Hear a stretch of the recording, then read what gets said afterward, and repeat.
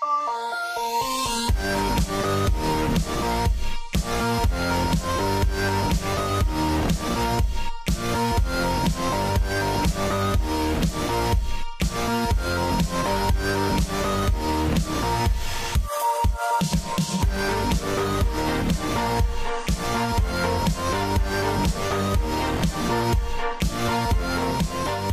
vendredi, c'est les amis d'Alexis, bienvenue dans ce nouvel épisode. Alors aujourd'hui on va parler d'un produit qui s'appelle Miracan de Dorian Caudal. Alors Dorian est un Français, ça fait du bien de voir des Français qui sortent des tours, et plus particulièrement des livres, parce que oui en fait je sais lire.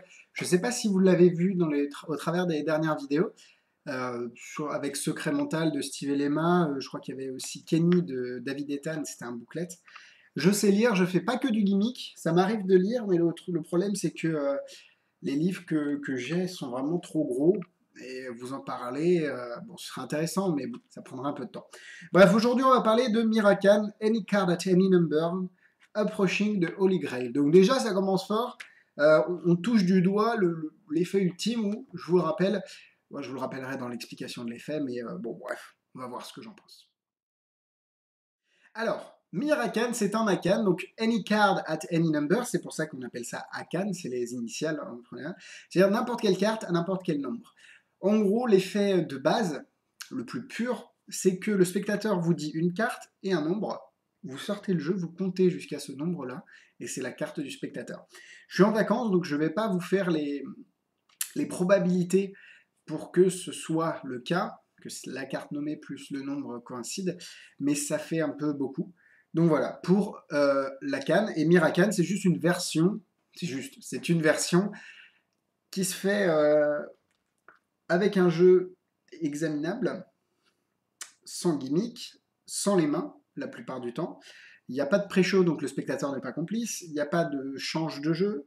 Il n'y a pas de creep sheet, alors je pense que c'est quelque chose où on doit écrire dessus. Il n'y a pas de restriction, et c'est pour le close-up, la scène et le cocktail. Donc voilà, vous avez des petites citations de personnes qui ont lu le livre, d'assez connus. Peter Duffy, Mark Paul, Peter Turner. Donc voilà, pour Miracan, on va voir tout ça plus en détail dans la suite de la vidéo.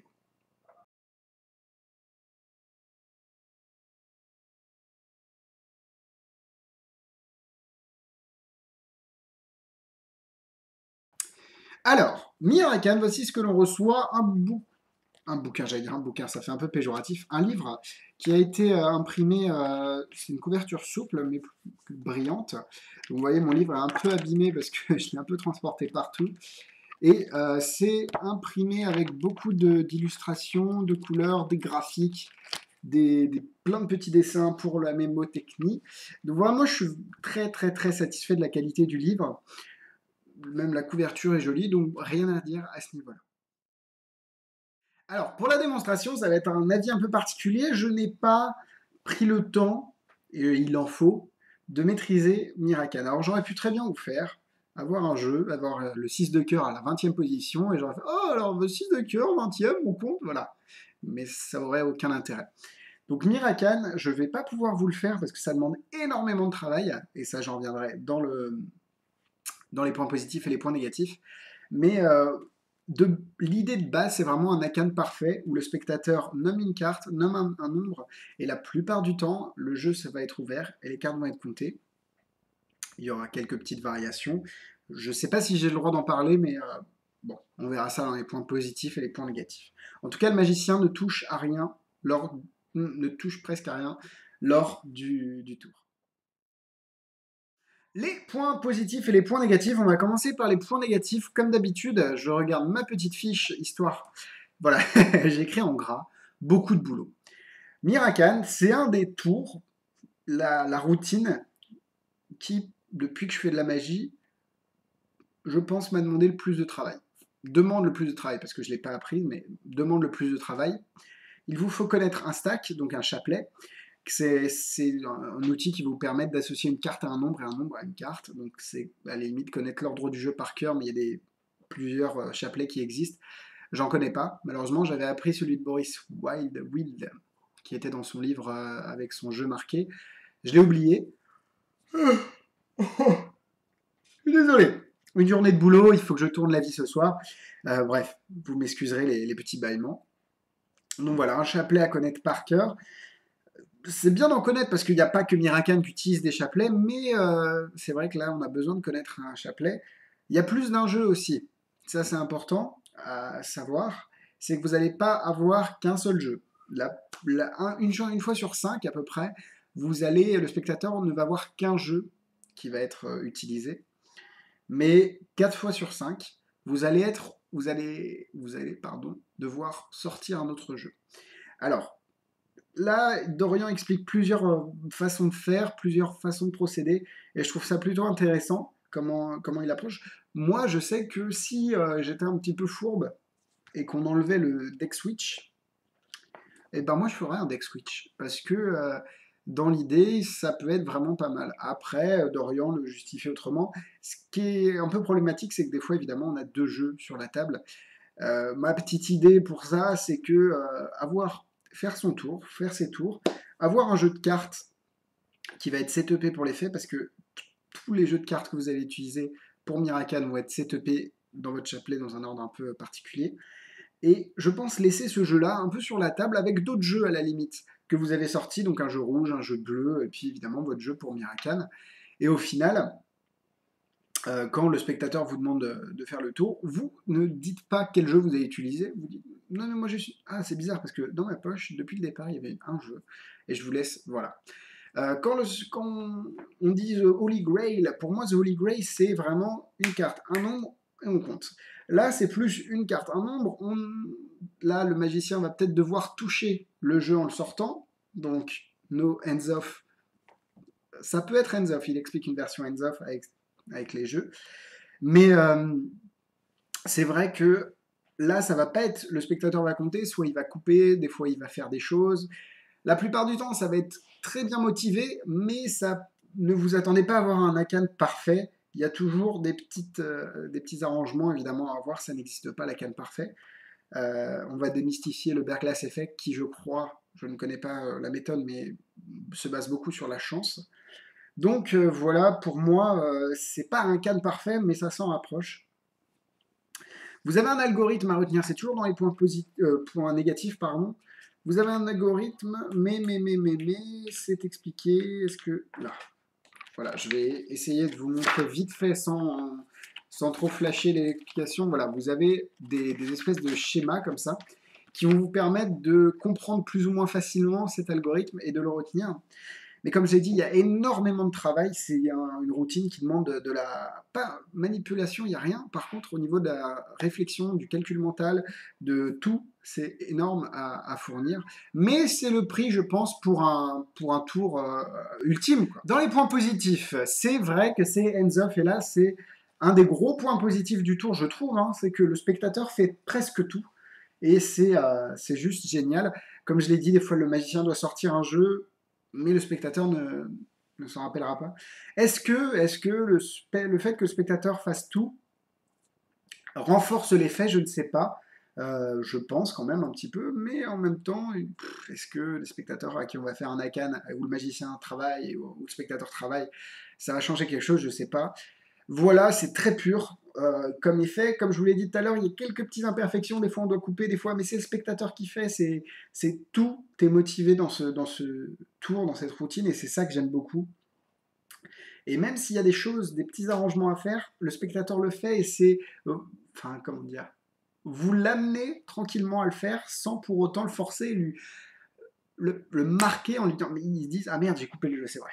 Donc voilà, je trouve que c'est très bien fait, c'est bien illustré, c'est bien imprimé, le livre est d'une très grande qualité.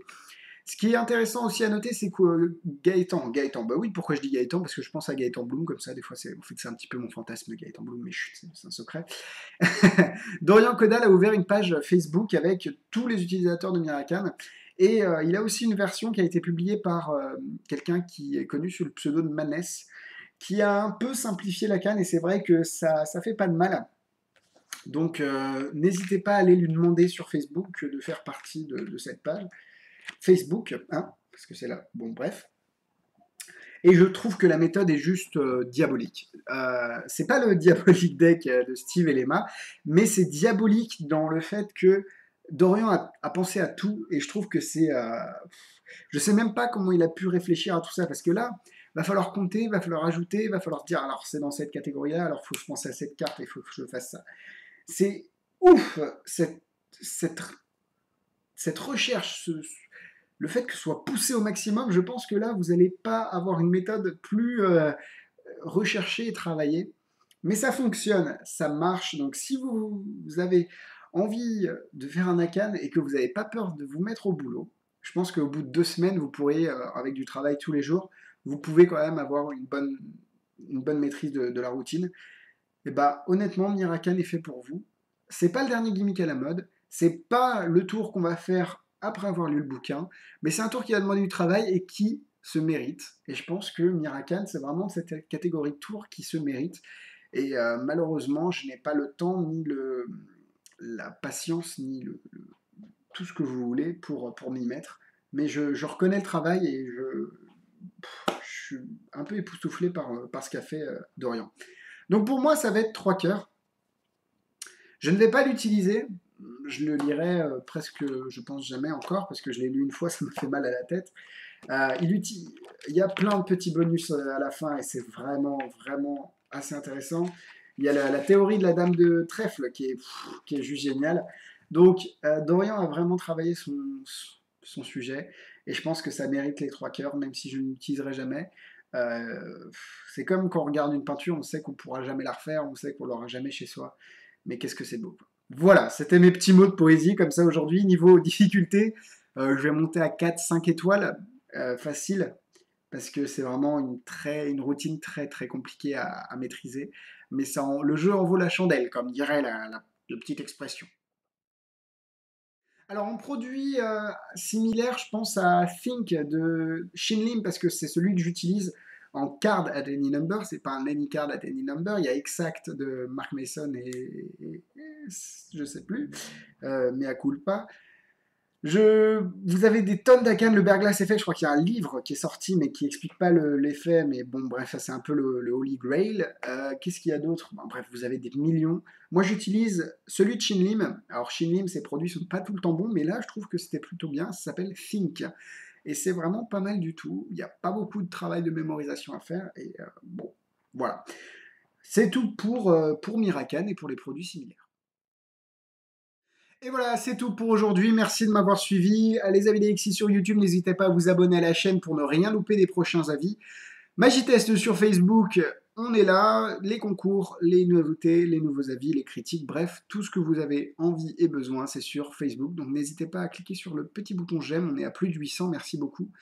Et aussi, ce que je voulais dire, oui, magitest.com, toutes les critiques écrites par mes camarades, n'hésitez pas à les jeter un coup d'œil. Cette critique a été un peu longue, mais bon, il y a beaucoup à dire sur le bouquin, il y a beaucoup à faire aussi si on veut maîtriser la routine.